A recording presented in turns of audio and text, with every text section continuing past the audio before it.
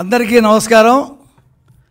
ఆంధ్రప్రదేశ్ ప్రజలకి అభినందనలు.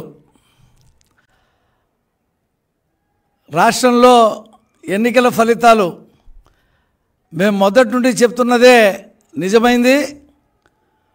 ఒక సునామీ, ఒక ప్రభంజనం రాష్ట్రంలో బయలుదేరింది. కొట్టుకుపోతూ ఉన్నారు మంత్రులు, ఎమ్మెల్యేలు.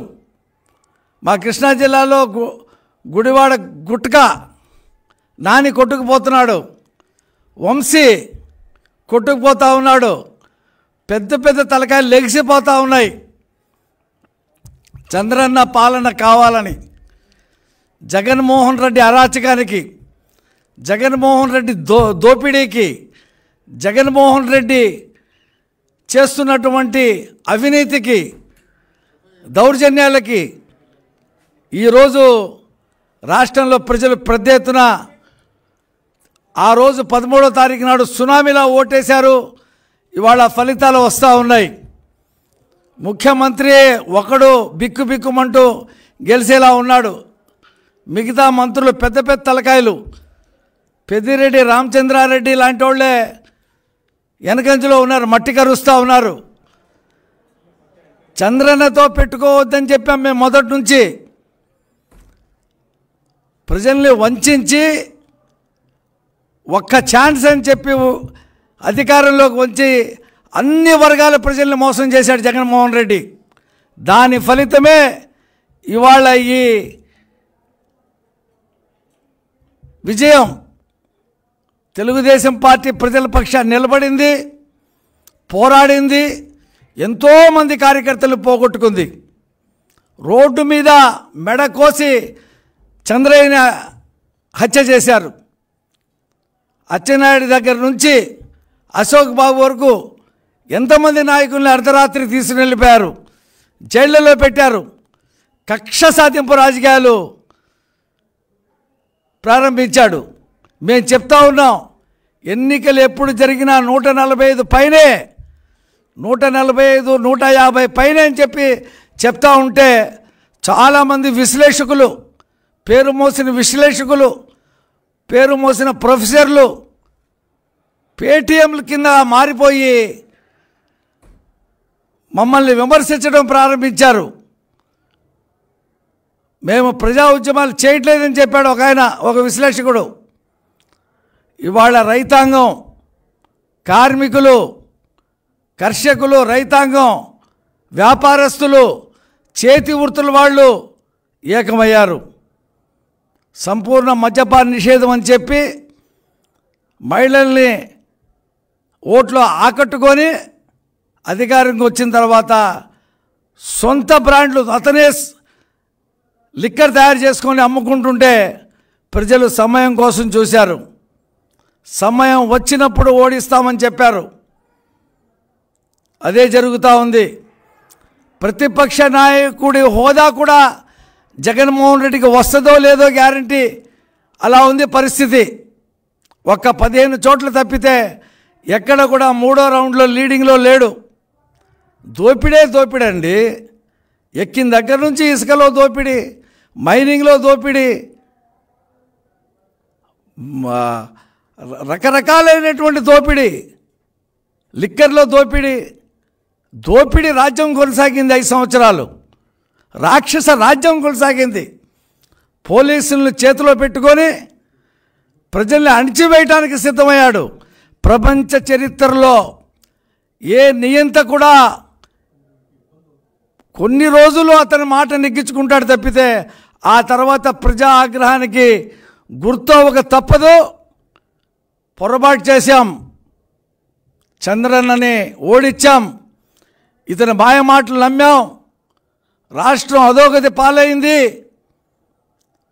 పిల్లలకి ఉద్యోగాలు లేకుండా పోయినాయి, ప్రతి దాంట్లో అబద్ధం, ప్రతి దాంట్లో మోసం, పరిశ్రమలు లేకుండా పోయినాయి, కంపెనీలు పారిపోయినాయి ఈ రాష్ట్రం నుంచి అని చెప్తా ఉంటే ఆ తాడేపల్లి ప్యాలెస్లో కూర్చొని ఎంతసేపు సాయంత్రం సూర్యుడు అస్తమించడంతోనే ఎంత డబ్బు మన చేతికి వచ్చిందని చెప్పి లెక్కలేసుకున్నాడు తప్పితే ప్రజల్ని కలిసిన పాపాన పోలా ఈ ముఖ్యమంత్రి జగన్మోహన్ రెడ్డి. ఒక్కరోజు కూడా ప్రజల్ని వచ్చి కలిసింది లేదు. లక్షల కోట్ల రూపాయలు సంపాదించి డబ్బులతో గెలవాలని చెప్పేసి ఉన్నాడు. అక్రమాలు, మోసాలు, చివరికి పోస్టల్ బ్యాలెట్ విషయంలో కూడా మోసాలు చేశాడు. సుప్రీంకోర్టు, హైకోర్టు చివాట్లు పెట్టినా ఇష్టం వచ్చినట్టు మాట్లాడటం ప్రారంభించాడు. ఇది ప్రజా తీర్పు. ఇది జగన్మోహన్ రెడ్డి, నువ్వు ఇక జైలుకి వెళ్ళటమే, నీ బాట జైలు బాటే. 73 సంవత్సరాల వయసులో ఉన్నటువంటి చంద్రబాబు గారిని అరెస్ట్ చేసి పైశాచిక ఆనందం పొందావు. 53 రోజులు జైల్లో పెట్టావు. ఒక్క రూపాయి అవినీతి చేయలా. స్కిల్ డెవలప్మెంట్ కార్పొరేషన్ ఇప్పుడు కూడా నువ్వు ఒక్క రూపాయి రుజువు చేయలేకపోయావు. ఇవాళ ఏం జరిగింది? చంద్రన్నని అరెస్ట్ చేసినందుకు ప్రజలు రేపు నువ్వు ఆ జైలుకి వెళ్ళాలి, రాజమండ్రి జైలుకి. రెడీగా ఉండు. ఇక మారింది ప్రభుత్వం. నీ మాట వినరు ఆఫీసర్లు. నీ చుట్టూ తిరిగినటువంటి ఆఫీసర్లే నీ మీద ఏం కేసులు పెట్టాలో చెప్తారు. ఎందుకంటే వాళ్ళు ఆ దోపిడీ చూశారు కాబట్టి. ఇవాళ కొన్ని జిల్లాల్లో వైసీపీ ఖాతా తెరిచే పరిస్థితి లేదు. పార్లమెంటు సీట్లలో 2కే పరిమితమయ్యే పరిస్థితి ఉంది. ఆ 2 కూడా వస్తాయో రావు చెప్పలేం చివరిదాకా. నువ్వు ఇక ఈ రాజకీయాలకి నువ్వు సూటబుల్ కాదు.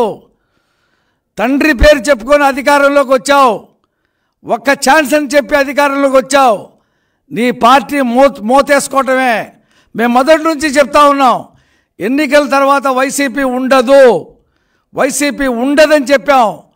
రేపు నీ పార్టీ ఎమ్మెల్యేలే నిన్ను ఈసడించుకొని, ఆ గెలిచే 12 మందో 15 మందో ఈసడించుకొని నిన్ను బయటకు పంపిస్తారు. నువ్వు జైలుకి తిరగటమే సరిపోతుంది. ఒక పక్కన బాబాయ్ హత్య, సొంత చిన్నాన్నని గొడ్డలతో నరికి 5 సంవత్సరాల దాకా నువ్వు ఆ కేసును ముందుకు వెళ్ళలేకుండా అవినాష్ రెడ్డిని కాపాడుతూ వచ్చావు. అబద్ధాలు వండి వార్చావు. నీ సాక్షి పేపరు, నీ సాక్షి టీవీ, ప్రజలు సాక్షి పేపర్ని కాల్చే పరిస్థితి, నీ టీవీని అసలు ఆ లిస్టులో తీసేసే పరిస్థితి. అవినీతి డబ్బుతో సంపాదించినటువంటి ఆ సాక్షి ఛానలు, సాక్షి పత్రికని ప్రజలు తిరస్కరిస్తారు. ఇప్పుడు కూడా అబద్ధాలు ప్రసారం చేశాడు దాకా. ఏదో వైసీపీ మెజార్టీలోకి వస్తుందని, టీడీపీ 2వ ప్లేస్లో ఉందని చెప్పాడు. ఇప్పుడు మాట మార్చేసి టీడీపీ ముందంజలో ఉందని చెప్పి రాయక తప్పట్లేదు. కాబట్టి జగన్మోహన్ రెడ్డి, నువ్వు చేసిన పాపాలు ఊరికే పోవు. ప్రజలు సమయం కోసం ఎదురు చూశారు. ఎన్నికలు ఎప్పుడు వస్తాయని చెప్పి ఎదురు చూశారు. మీ వాళ్ళు చెప్పారుగా, అర్ధరాత్రి దాకా ఆడవాళ్ళు క్యూ లైన్లో నుంచున్నారు. మేము ఇచ్చే పథకాలకి ఓట్లేశారు. అదే ఏం పథకాలయ్యా? ఈ చేత్తో ఇవ్వటం, ఈ చేత్తో తీసుకోవటం అని చెప్పాం. నీ పథకాలంతా మాయా. నువ్వు 8 సార్లు కరెంట్ ఛార్జీలు పెంచి 200 రూపాయల నుంచి 1000 రూపాయలకు కరెంట్ ఛార్జీలు వసూలు చేస్తూ ఉంటే ప్రజలు, మహిళలు పెద్ద ఎత్తున క్యూలో నుంచొని నీకు వ్యతిరేకంగా ఓటేశారు. రాత్రి 2:30 దాకా ఓట్లు పడింది నీకు కాదు, చంద్రన్న సీఎం కావాలని వేశారు. ఏ పొరపాటున నువ్వు మళ్ళీ ముఖ్యమంత్రి అయిపోతావేమో అని చెప్పి భయపడ్డారు ప్రజానీకం. దేశ విదేశాల నుంచి, ఇతర రాష్ట్రాల నుంచి వెల్లువలా పెళ్ళుబెక్కి ఈ రాష్ట్రంలో ప్రవాస భారతీయులు, ప్రవాస ఆంధ్రులు ఓట్లేశారు. కొత్తగా వచ్చినటువంటి నిరుద్యోగులు, కొత్తగా వచ్చినటువంటి ఓటర్సు, వాళ్ళందరూ కూడా చంద్రన్న సీఎం కావాలి, అభివృద్ధి కోరుకున్నారు. నిరుద్యోగుల సంగతి, నిరుద్యోగులను నిలువునా మోసం చేశావు. వాళ్ళకి రావాల్సినటువంటి ఉద్యోగాలు రాకపోగా వాళ్ళకి ఇస్తున్నటువంటి నిరుద్యోగ వృత్తిని రద్దు చేశావు. నువ్వు ఎక్కిన దగ్గర నుంచి, ప్రజా వేదిక కూల్చిన దగ్గర నుంచి, అన్నా క్యాంటీన్ని రద్దు చేయడం దగ్గర నుంచి, రద్దుల ముఖ్యమంత్రి, టిట్కో ఇళ్ళని ఆపడం దగ్గర నుంచి, రాజధాని ఆపడం దగ్గర నుంచి, పోలవరం ముంచేశావు, గోదావరిలో ముంచేశావు.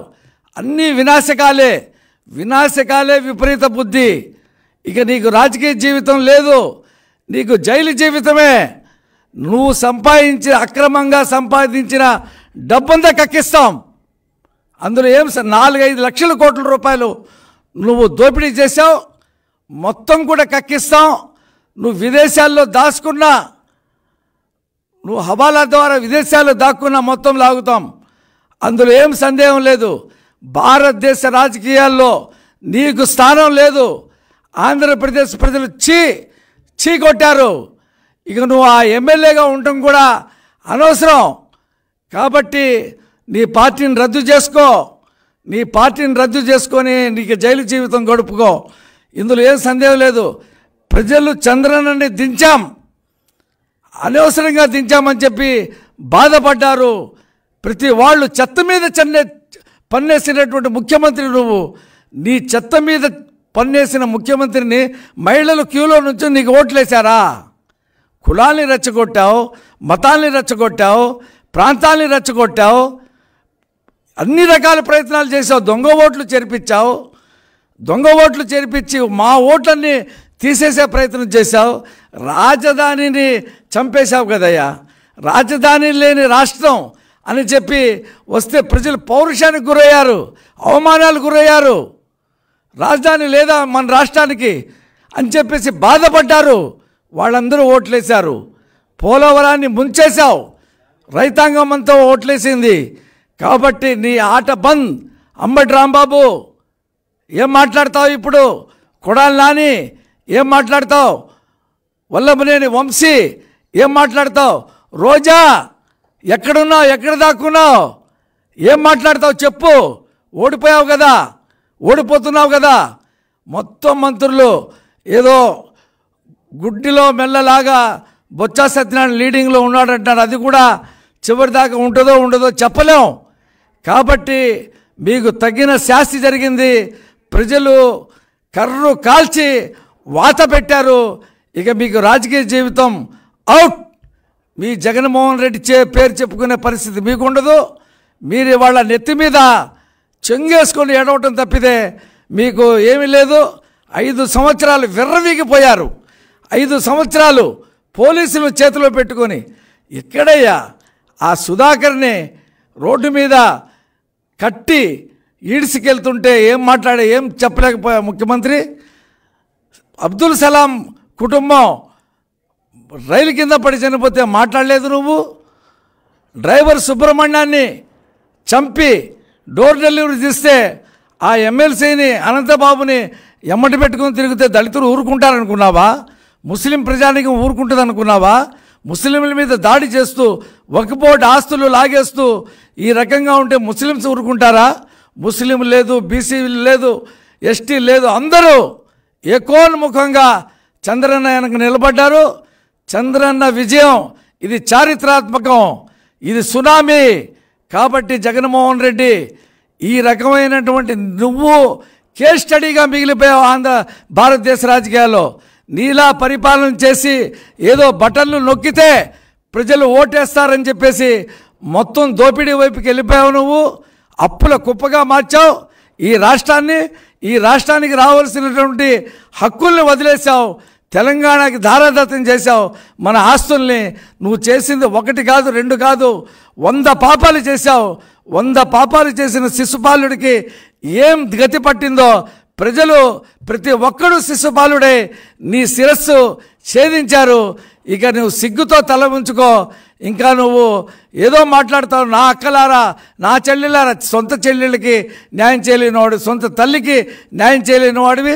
నా ఎస్సీలు, నా బీసీలు, నా మైనార్టీలు, నా ఎస్టీలు అని చెప్పి మాట్లాడావు. వాళ్ళందరికీ అన్యాయం చేశారు. వాళ్ళందరూ ఏకమై నువ్వు చెప్పిన ఎస్సీలు, ఎస్టీలు, బీసీలు, మైనార్టీలు, ఓసీలు, మహిళలు అందరూ ఏకమై నీ కోటని పడగొట్టేశారు. ఇక నువ్వు సిగ్గుతో తల ఉంచుకోవాలా? ఈ 5 సంవత్సరాలు చేసినటువంటి పాపాలకి ప్రజలకి క్షమార్పణ చెప్పాలి. నువ్వు నా పరిపాలన చాలా వరస్ట్గా ఉంది కాబట్టి ఈ తీర్పు ఇచ్చారని చెప్పేసి నువ్వు మాట్లాడాలా అని చెప్పేసి డిమాండ్ చేస్తూ ఇంతటితో విరమిస్తున్నాను.